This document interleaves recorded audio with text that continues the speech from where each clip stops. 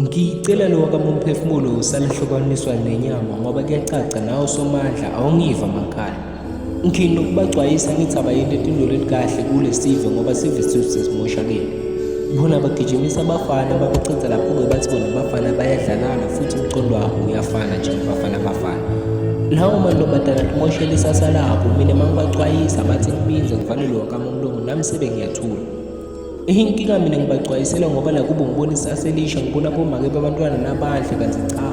Lapho ngiyabona ukuthi ngidlala ngesikhathi sami. uThembelihle bekathembekile njengegama lakhe kodwa cha mina ukumgcwayisa sengihlulekile. Inkinga benginesifiso ezinhle ngaye bashiya amandla ngathi usazoshungayela yena bekangafuni ukungilalela wase alalela abangani. Bangani bamthatha bamisa kuletinye tindzawo lebekangadadwa bese kadla tindzawo kwamiva lapho sothengisana ngemtimba wakhe. uThembelihle wayintombi enhle and bekathandwa nguwo onke amajida namhlanje wonke umuntu umbuka ngathi uyahlanya. uThembelihle manje isasa lakhe selimlahlekele, bangani bona baqhubeka nempilo. Ingako ukuthi mina bangani angibathembe ngamane ngithembele nje. Ingako ngithi mina kule mpilo asikhethi ukutolwa nebantu, asikhethi ukutolwa nemaphupho abantu, sikhethi ukutolwa nempilo and ngiyali ukuthi kuzogcina mina futhi. Ingako mangithi ngiyabagcwayisa bathi ngivalele wakamlomo nami sengiwuvalile ngisacela ukuyithumela kuwe bafo.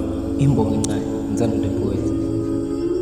Esikhundleni sokuthi ngaba kulalelile wena Thando, ngekhathi ubatshela ukuthi impilo njani.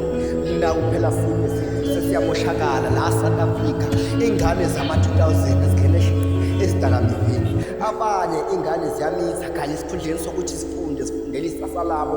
Thina ingane nathi asibheki ukuyifundela.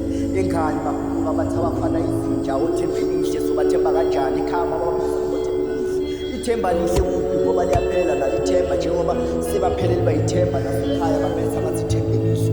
Ingane sonke siyamoshakala nesimo sethu sema-Afrika sonke sivelela kubesakamiva solo ngiyayihayi inkonzo yabantu. Ingane niyitshintshanini bakafethu ngoba thina solo siyayibhala inkonzo zamatshitsha zisasaleni kanye nalibona likhathile kanye nali livele emasouth Africa njengani labasha ma-2000 amahle nine bekufuna ngabe ngilo liphakamise sisakamva isehlisele phasi esikhundleni sokuthi lisehlise ngikhethe ukusiphakamisela phezulu niphunze nonke niphelela kwinyawo by Philip Poet.